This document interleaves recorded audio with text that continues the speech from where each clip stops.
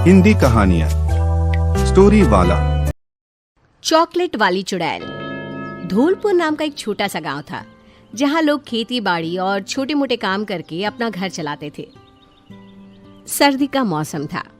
चिंटू अपने घर से बाहर खेलने जाने के लिए अपनी माँ को मना रहा होता है। जाने दो ना माँ, गोलू मेरा इंतजार कर रहा होगा। ये लड़का कभी नहीं समझेगा। इतनी हड़बड़ी पढ़ाई में भी दिखाएगा क्या तू? नहीं नहीं नहीं, कहीं नहीं जा रहा तू। तभी बाहर से घंटियों की आवाजें आने लगती है। कुल्फी वाला, कुल्फी, ठंडी ठंडी कुल्फी ले लो, कुल्फी ले लो, चंदू की कुल्फी। माँ मुझे कुल्फी खानी है, प्लीज माँ प्लीज। इस चंदू कुल्फी वाली की क्या मती मारी गई है जो ठंड के मौसम में बच्चों को बीमार करने कुल्फी ले आया? तू यहीं रुक, मैं उसके कान खींच कर आती हूँ। कमला जैसे ही बाहर जाती है, चिंटू अपने दोस्त गोलू से मिलने बाहर चला जाता है।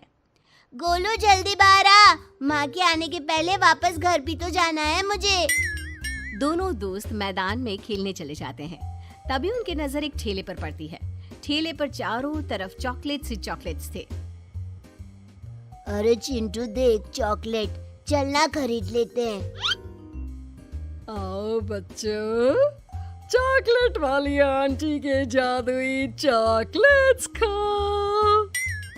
मन तो मुझे भी है, पर पैसे तो है ही नहीं। आंटी उधार देगी क्या?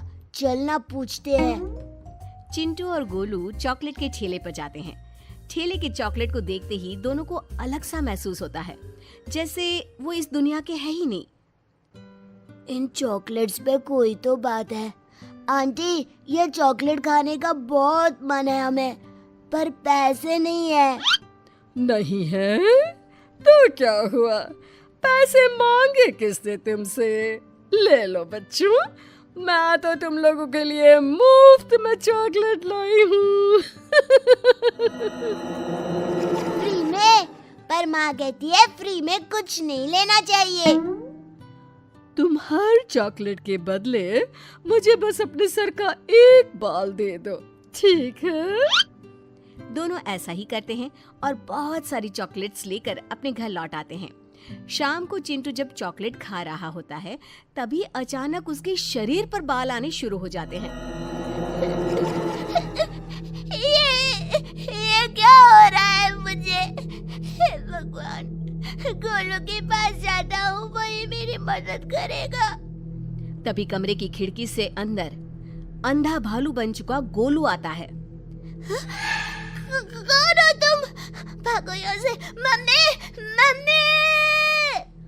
अरे चिंटू, ये मैं ही हूँ यार गोलू।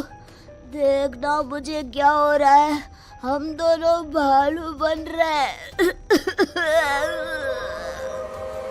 तभी खिड़की के बाहर एक चुड़ैल चॉकलेट का ठेला लिए दिखाई देती है।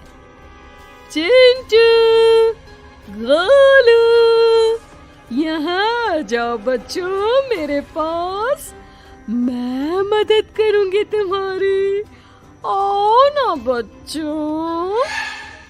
जैसे ही दोनों उसकी आंख में देखते हैं, दोनों उस चुड़ैल के वश में आ जाते हैं और उसके पीछे पीछे चल पड़ते हैं।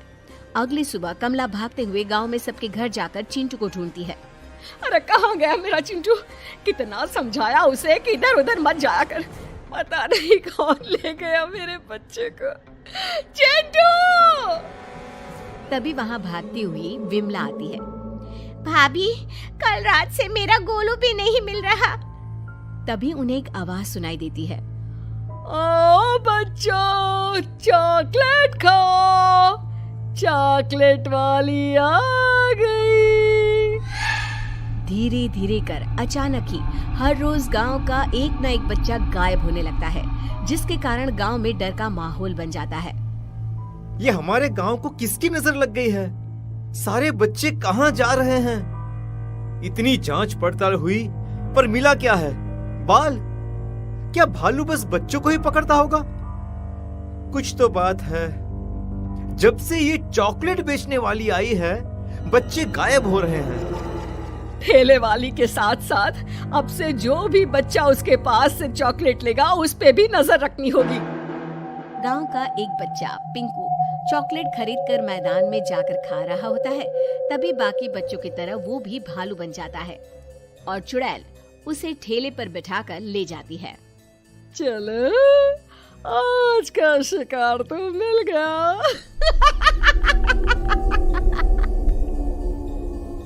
सभी मिलकर चुड़ैल के पीछे पीछे जाते हैं, जहां वो देखते हैं कि चुड़ैल ने एक गुफा में आधे भालू बने सभी बच्चों को बंद करके रखा है।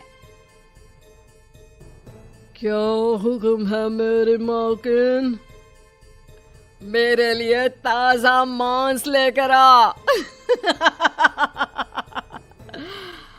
और कुछ और बच्चों के बाल भी। फिर यही सब मिलकर मेरे लिए बड़े बड़े इंसानों का मांस लेकर आएंगे। अरे कब तक जानवरों को खाऊं मैं?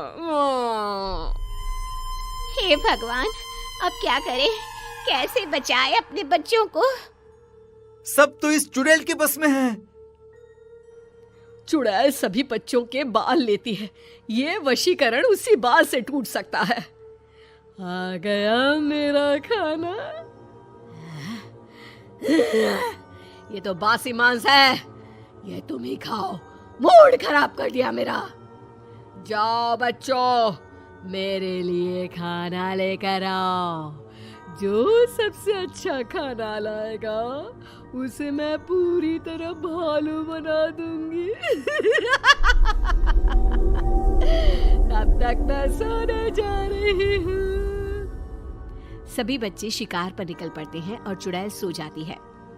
देखो, चुड़ैल के सर के नीचे बच्चों के बाल का गुच्छा, उसे वहाँ से निकालना ही होगा। चंदू छुपकर बालों का गुच्छा निकालकर तालाब में बहा देता है।